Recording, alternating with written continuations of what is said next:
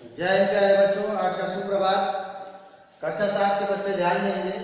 हिंदी पाठ्य पुस्तक के अंतर्गत पाठ 7 गीली मिट्टी हम लोगों ने पठन कार्य प्रारंभ किया था। पृष्ठ संख्या 5 तक हम लोगों ने पठन कार्य कर लिया है। अब पृष्ठ संख्या 6 से हम पठन कार्य को पुनः प्रारंभ करेंगे। इसमें लेखक अपने मन में बहुत सारी भावनाओं के बारे में हमें बता रहा है कि भिखमंगा जो है या फिर जो भिखारी रात में उसके बरामदे में सोया था, वो क्या सोचकर उन पपीते के बीजों को साफ कर रहा होगा। उसकी स्थिति देखकर अंत में क्या होता है, सब कुछ बोलने के पश्चात भी लेखक जो है उसकी स्थिति को देखकर क्या करता है, तरस खाता है। उसको दया आती है उस भिखारी पे जो रात को उनकी दरवाजे पर जो चोल है उसको उतार कर और ओढ़कर सोया था। जब उन्होंने आकर बोला उसे सुबह, तो उसने क्या किया, उस पर्दे को, उस घास फूस के या बांस के बने हुए पर्दे को वापस उसने दरवाजे पर क्या किया, टांग दिया। सलीके के साथ वो पपीते के बीज को साफ करने लगा, वहां सफाई करने लगा। तो हम आगे देखते हैं। इस पर की दुनिया में उसका कोई नहीं था, उसके पास कहीं अपनी एक नन्ही सी कोठरी भी नहीं थी। लेखक को तरस किस बात पर आया कि उसके पास इस दुनिया में कोई नहीं था, यहाँ तक कि उसकी अब नन्ही सी, छोटी सी, नन्ही सी का मतलब क्या है, छोटी सी कोठरी या कमरा भी नहीं था जिसमें वो रात गुजार सके। अगर कमरा होता तो वो लेखक के घर पे या बरामदे में क्यों सोता, उस ठंड में नहीं सोता। और बस इसी आसमान के छप्पर के नीचे उसकी रातें बीतती थी, और यह कि इस ठिठुरती हुई सर्दी में उसके तन पर बस एक लुगड़ी थी। लुगड़ी बनी, मैंने आपसे पहले बताया था कि फटे पुराने वस्त्र या फटी पुरानी धोती जैसा जो उसके शरीर पे कहीं कहीं फटा हुआ उसके शरीर को ढका हुआ था। ठिठुरती हुई सर्दी में उसके तन पर बस एक लुगड़ी थी, और वह गाय बैल की तरह कच्चा पपीता खा रहा था। जो भिखारी था जिसने रात गुजारी थी, उसने लेखक के बगीचे से क्या किया था, कच्चा पपीता तोड़ा था और उसे खाया था। वो भी उसने आधा ही खाया था। भूख तो बहुत ज्यादा लगी थी उसको। उसने अपनी क्षुधा मिटाने के लिए, भूख को मिटाने के लिए पपीते को भूख के आवेश में आकर आधा तो खा लिया, लेकिन आधे के बाद उससे वो खा नहीं पाया उसे, और उसे वहीं छोड़ दिया। कच्चा पपीता खा रहा था गाय बैल की तरह। कच्चा पपीता या घास या फिर ऐसे हरी जो भी है पत्तियां या फिर जो भी चीजें जो बिना पके हुए कौन खाता है, हम जानवर खाते हैं, हमारे शाकाहारी जानवर खाते हैं। मगर इन सब बातों से ज्यादा इस बात पर कि उसने एक शब्द भी नहीं कहा। लेखक को सबसे तरस इस बात पे आया, उसके दया इस बात पे आई कि उसने सुना सब कुछ, लेखक की बीवी से भी सुना, लेखक से भी झाड़ सुनी, लेकिन उसके मुंह से एक शब्द तक नहीं निकला। यह नहीं कि वह गीता का प्रवचन देने लगता या आला सुनाने लग जाता, यह नहीं कि वह गीता का प्रवचन देने लगता या आला सुनाने लगता। आला उत्तर प्रदेश में क्या है, एक लोकगीत है। आला वीर रस से संबंधित एक लोकगीत है। आला और उदल की जो कथा है, जो एक शासक थे बुंदेलखंड के, परमर्दिदेव के सेना नायक थे, जो चौहान से लड़ते लड़ते क्या हुए थे, वीर गति को प्राप्त हुए थे। हम यहाँ इतिहास के बारे में बात नहीं करेंगे, हम आगे बढ़ते हैं। आला यानी लोग, उत्तर प्रदेश में एक लोकगीत है, वीर रस का लोकगीत है। लोग जो लोग गाते हैं, आला सुनाने लग जाता है, मगर फिर भी कुछ तो वह कह ही सकता था। इतना उखड़कर और इतना तीव्र बोलने के पश्चात लेखक और उसकी पत्नी के, वह चाहता तो प्रत्युत्तर में उसको जवाब दे सकता था, वह मेरे सामने गिड़गिड़ा सकता था, रो सकता था। यानी उतना कुछ होने के पश्चात जब उसने रात बिताई थी, तो वो चाहता तो अपनी मजबूरी लेखक से या लेखक की पत्नी के समक्ष अपनी मजबूरी को, अपनी दशा को कह सकता था, गिड़गिड़ा सकता था, याचना कर सकता था, मगर उसने कुछ भी नहीं किया। लेखक यह देखकर हैरान था और उसमें दया थी इस बात की कि उसने कुछ कहा ही नहीं। वह उठकर बैठ गया और चलने की तैयारी में जगह की सफाई करने लगा। वह उठकर बैठ गया बोलने के पश्चात, और चलने की तैयारी में यानी जाने की स्थिति में वो हो गया। और जो जगह पर उसने रात बिताई थी, उस जगह को पहले की भांति वह साफ सुथरा करके जाना चाहता था। उसने ना कोई शिकायत की, ना कोई फरियाद।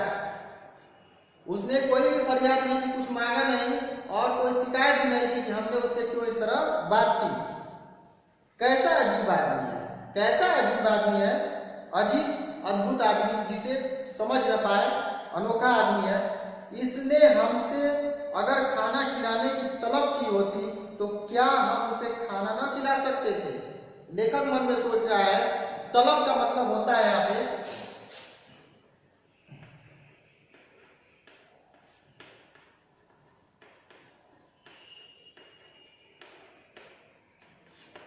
तलब, यानी आवश्यकता महसूस होना, जरूरत महसूस होना। अगर उसने तलब महसूस की होती या फिर आवश्यकता जाहिर की होती, आवश्यकता को बताया होता है कि उसे भूख लगी है, तो क्या लेखक और उसकी पत्नी इतने बुरे थे कि उसे खाना नहीं दे सकते थे? यह लेखक सोच रहा है। या कहा होता तो तन ढांकने के लिए जो कपड़े न दे सकते थे? अगर उसने कहा होता तो रात में ही लेखक की तरफ से यह मन में विचार आया कि क्या हम उसे दो कपड़े नहीं दे सकते थे, मगर अब शायद उसे इंसान से इतनी भी उम्मीद बाकी नहीं रही थी। इतना कुछ बोलने के पश्चात रात में सोने के लिए उसे डांट सुनने को मिली, कर्कश स्वर सुबह सुनने को मिला, तो इतना सुनने के पश्चात शायद उसे इंसान से इतनी भी उम्मीद बाकी न रही थी। यानी लेखक और उनकी पत्नी से शायद उसे यह भी उम्मीद बाकी नहीं रही थी कि इस घर से मुझे भी शायद कुछ मिलेगा। अब तो शायद वह इसलिए जी रहा था कि मौत नहीं आती थी, और अगर किसी तरह न आए तो एक रोज खुद जाकर हाथ पकड़कर खींच लाएगा। अब वो शायद इस तरह जीता था, इस प्रकार जी रहा था अपना जीवन कि मौत नहीं आती थी, उसे मृत्यु भी नहीं आती थी। इतनी अभावग्रस्त जीवन जीने के पश्चात उसके मृत्यु नहीं आती थी, और अगर किसी तरह न आए तो खुद जाकर वह हाथ पकड़कर मृत्यु को अपने पास खींच लाएगा कि मृत्यु चलो तुम मेरे साथ और मुझे अपने साथ ले चलो। और फिर उसी घिसे हुए टाट के कफन में लपेट कर कोई मेहतर घसीट कर कहीं फेंक आएगा, और फिर उसी घिसे हुए टाट यानी उसी घिसे हुए टाट यानी मैंने जो बताया था कि जमीन पे बिछाने के लिए एक चादर जैसा टाट, कपड़ा, वस्त्र, जो क्या था उसमें कई जगह फटा हुआ था, जो जमीन क्या होती, जमीन उससे दिख रही थी, उसी टाट पर, घिसे हुए टाट पर उसकी मृत्यु हो जाएगी, और उसी टाट को उसका कफन बनाकर कोई मेहतर यानी सफाई कर्मी,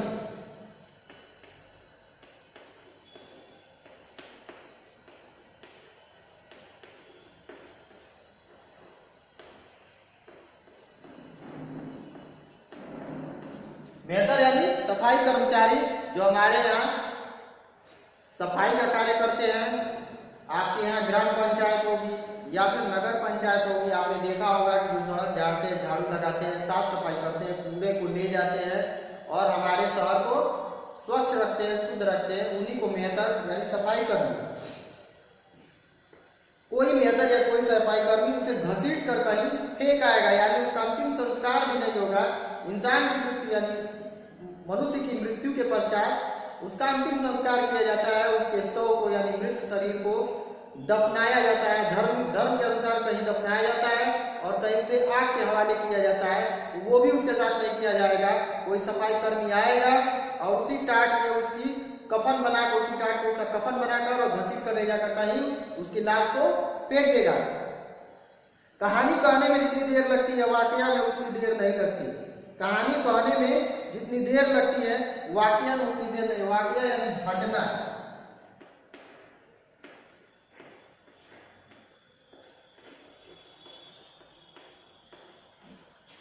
वाकया यानी इंसिडेंट, कोई घटना। कहानी कहने में जितनी देर नहीं लगती है वाकया में उतनी देर नहीं लगती। अब उसने सब बीज इकट्ठे कर लिए थे, उसने पपीते के सारे बीज जो झाड़ आता है इकट्ठे कर लिए थे और उन्हें फेंकने बाहर जाना था, घर के बाहर। इस वक्त मैंने उसे बतलाना जरूरी समझा कि इस तरह किसी के घर में घुस आना ठीक नहीं होता। इसी वक्त लेखक ने उसे बताना जरूरी समझा कि इस तरह रात को किसी के घर में घुसना सही बात नहीं है, सही कार्य नहीं है।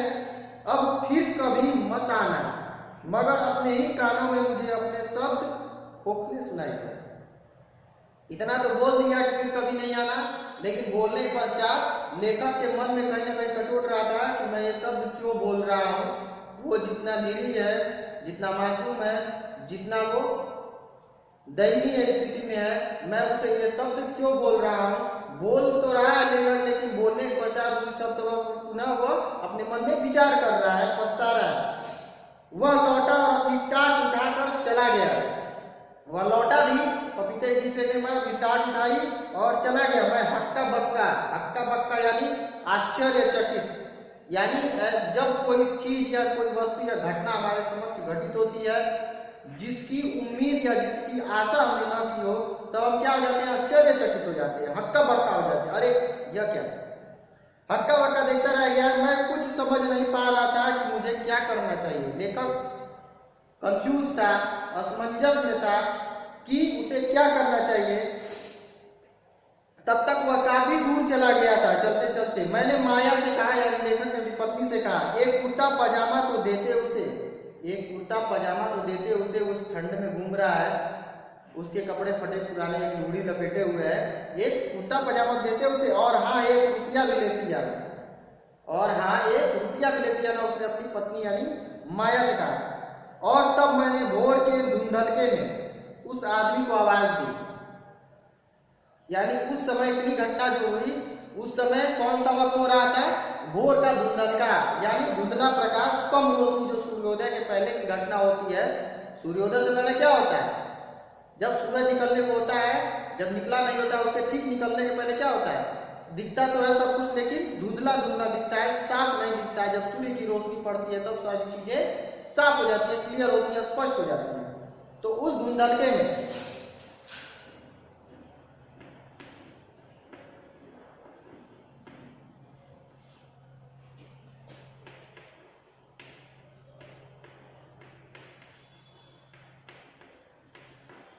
धुंधलका यानी कम रोशनी, जब सूरज नहीं निकला होता है तो कम रोशनी होती है, सब कुछ अस्पष्ट नहीं दिखाई देता।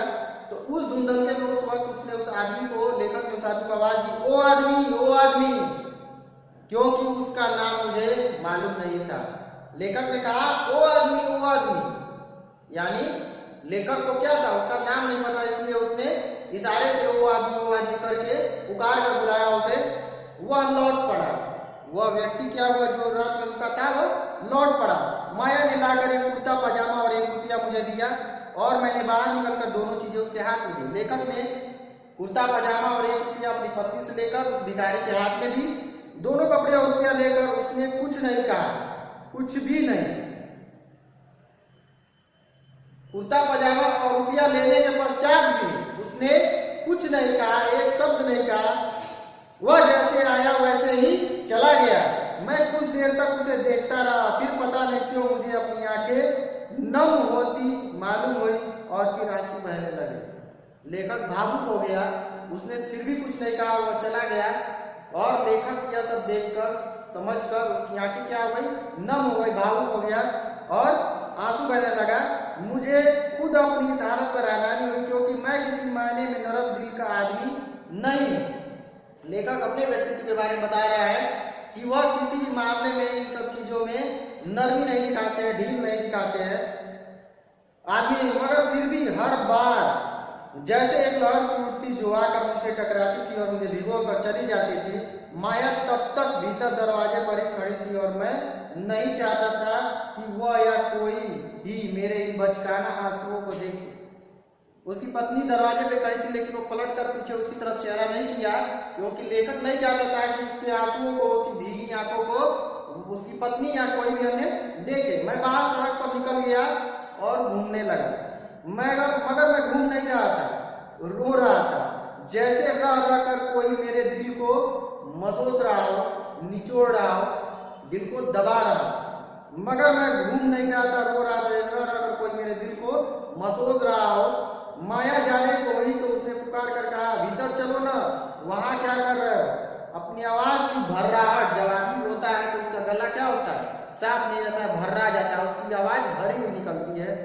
भर्राहट छिपाने की कोशिश करते हुए लेखक ने कहा, मैंने कहा अब नींद थोड़े ही आएगी, अच्छी तरह सवेरा हो गया है। लेखक ने बहाना मारते हुए कहा कि अब नींद थोड़े ही आएगी, अच्छी तरह सवेरा, यानी प्रकाश फैल गया है, सूर्य निकल गया है। और फिर कोई 15 मिनट तक मैं वहां घूम घूम कर रोता रहा। शायद वर्षों बाद मैं इस तरह रोया था। मुझे अपने ऊपर कुछ हैरानी मालूम हो रही थी। अपने ऊपर लेखक क्या था, हैरान था, आश्चर्यचकित था, कुछ शर्म आ रही थी, उसे शर्म आ रही थी और यह सोचकर खुशी भी हो रही थी। यानी उसे 3 तरह की फीलिंग या 3 तरह की भावनाएं क्या थी, जकड़े हुई थी लेखक को। एक तो हैरान परेशान कि ये क्या हो गया, मैंने किसी पर आज इस तरह दया नहीं की, ये मैंने क्यों किया। शर्म भी आ रही थी क्योंकि मैंने उसे रात बिताने के लिए डांटा भी और क्यों कभी न आने को कहा। और सोचकर खुशी भी हो रही थी कि मेरा दिल अभी मरा नहीं है। लेखक यह सोचकर खुश भी हुआ कि उसके अंदर इंसानियत है, उसका दिल मरा नहीं है, गरीबों के प्रति या अभावग्रस्तों के प्रति उसके मन में दया है, करुणा है। मैं नहीं जानता, हो सकता है इसलिए मैंने अपने आंसुओं को कुछ ढील दे रखी हो।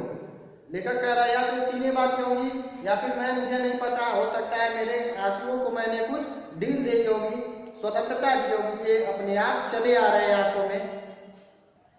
मगर इतना मैं जानता हूं कि वे बेईमान आंसू नहीं थे। लेकिन लेखक फिर यह कह रहा है, मुझे इतना पता है कि वो एक बनावटी या दिखावटी आंसू नहीं थे, ये वास्तविक हृदय से निकले हुए थे। शायद इस आदमी के दिल की घुटन थी। उस व्यक्ति जिसको उसने बोला था लेखक ने रात गुजारने के लिए, उसके दिल की घुटन थी, उसके दिल की तकलीफ थी, जो इस वक्त मेरे आंसुओं की शक्ल में बाहर आ रही थी। क्योंकि मुझे लगता है कि जैसे कभी आग के एक गोले से छिटक कर यह सारी सृष्टि बनी है, वैसे ही किसी कुम्हार ने गीली मिट्टी के एक ही गोले से सब इंसानों के दिल बनाए। कुम्हार यानी मिट्टी का बर्तन बनाने वाला, कुंभकार जो मिट्टी से सारे बर्तन और दिए बनाता है। तो लेखक क्या कह रहा है, जैसे मानो कि किसी कुम्हार ने एक ही गीली मिट्टी के टुकड़े से सारे मनुष्यों के, सारे इंसानों के दिल बनाए हैं। यानी वो दिल हम ऊपर से चाहे जैसे भी हो जाए, लेकिन वह दिल सबका आपस में एक जैसा, एक समान है। वो एक दूसरे के हृदय की बात को समझता है, उसकी तकलीफ और वेदना को जानता है, और उनका साथ कुछ इस तरह मिलाकर रख दिया कि एक का दर्द दूसरे के सीने में जाकर बजने लगा। साज यानी सरगम, धुन, संगीत। साज यानी सरगम, धुन, संगीत ऐसा बनाया और उनमें आपस में एक संगीत की धुन को जोड़ दिया कि एक की तकलीफ, एक की खुशी दूसरे के हृदय में जाकर तकलीफ और खुशी के रूप में बजने लगती है, दिखने लगती है, प्रदर्शित होने लगती है। पाठ समाप्त हुआ।